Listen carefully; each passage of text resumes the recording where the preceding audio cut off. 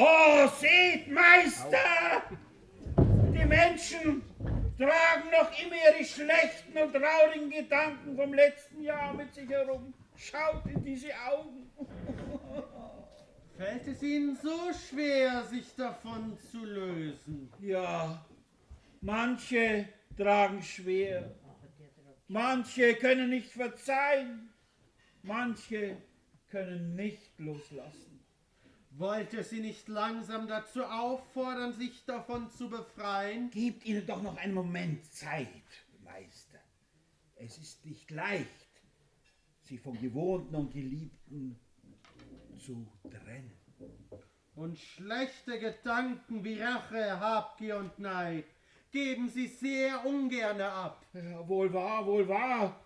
Die schwerste Bürde schleppen sie gern die ganze Zeit mit sich herum.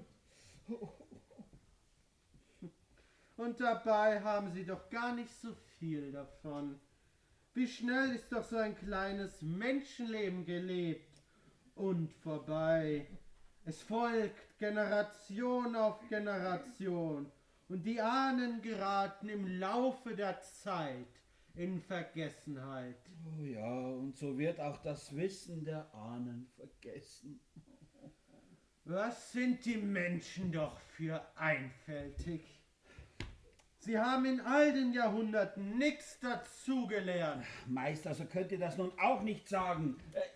Was haben die Menschen doch für wunderbare Bauwerke geschaffen und Wunderwerke der Technik hervorgebracht. Ja, da waren sie mit beschäftigt, dass sie das Wesentliche oft vergessen haben. Darüber hinaus noch die Zeit. Darüber sollten Sie nachdenken. Dann geben wir ihnen doch jetzt noch ein bisschen Zeit.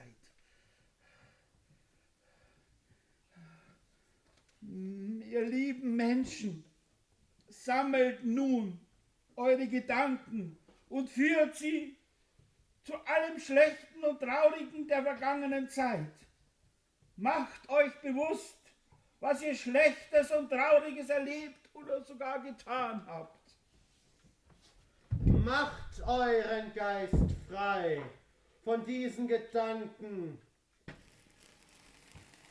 Für alle Ewigkeit überfasst diese nun der Macht, überlasst sie ihnen und der Heilkraft des reinigen Feuers.